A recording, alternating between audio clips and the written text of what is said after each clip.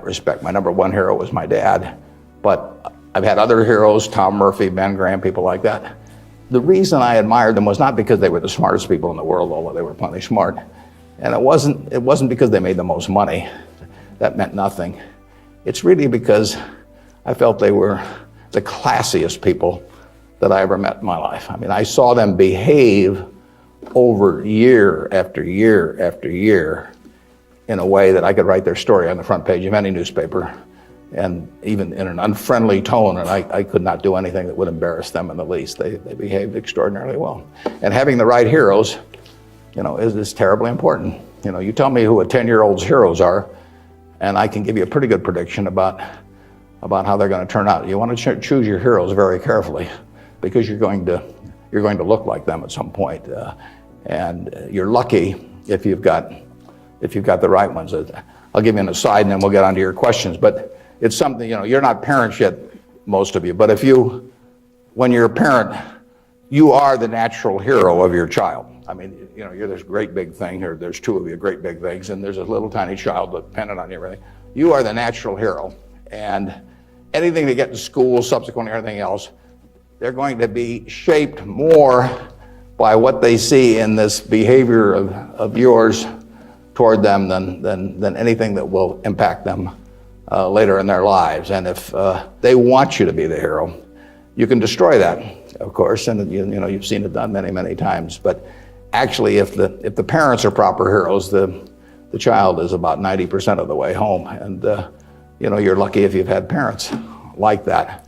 And you can be that to your children, or you can be something else. Ask me what they should take in business school, or even if they don't go to business school, what they need to know before getting in business. And I tell them, you have to understand accounting. It's the language. I mean, it's like being in a foreign country without knowing the language if you're in business and you don't understand accounting. So you want to get as comfortable with that as you are with the English language.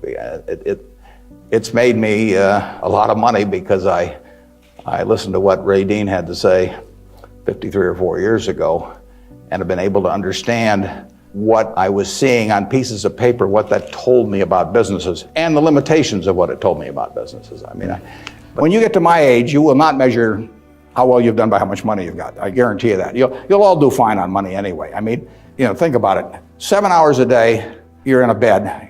You got exactly the same mattress I've got. If you don't, we'll sell it to you at the furniture mart. We're on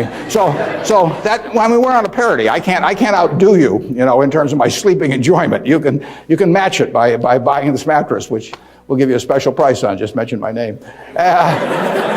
We eat at the same places. We eat at Dairy Queen, particularly if you're in my position because we own it. But we eat at McDonald's and Burger King, and when I leave here, I'll stop by a fast food place on the way. So our eating experiences are the same. We travel the same. I mean, I had a 10-year-old car up till about a year ago, and it just doesn't make any difference to me. And they all work. We live in a place that's warm in the winter and it's cool in the summer, and we watch the Super Bowl on big screen TV. You do it, I do it. We dress more or less the same. I mean, I pay more for my clothes, but they look cheap when I put them on. So we're really on a parity. Yeah. So the money isn't going to be that big a deal. Everybody in this country is going to, with the intelligence this group has and the energy you have, you're going to do well. So what's the difference? What really counts? Well, I would say that you will measure, health is enormously important, and that's a matter of a fair amount of luck. I mean, I'm not shortchanging it, I'm just saying you can't do too much about that. But you will measure your success in life by how many, and to extent, whether it's the people you want at 70 or whatever the age may be, you'll measure it by how many of them really love you, in the end. You can't buy love. I mean, it doesn't work. You can buy sex, you can buy testimonial dinners, you can buy your name on buildings, you can do all kinds of things. But love is to be lovable. It's kind of irritating, actually. If you got a lot of money, it'd be more fun to just write out a check for $1 million.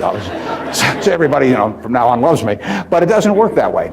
And in fact, the only way is to be lovable. And I've got this friend who came out of Auschwitz and had at least one member of the family die there. What is it now? 60 years later. She still, when she looks at people, it's a Polish Jew, the question she asks herself in determining who she really trusts as friends, the one question in her mind is, would they hide me? Now, when you get to be 70, if you've got a lot of people that would hide you, you've had a successful life. I know people who have a tremendous amount of money, no one would hide. Their own kids wouldn't hide them. I mean, they really wouldn't. I mean, their business associates wouldn't, or anybody else. If it really came down to it, they don't have anybody's respect.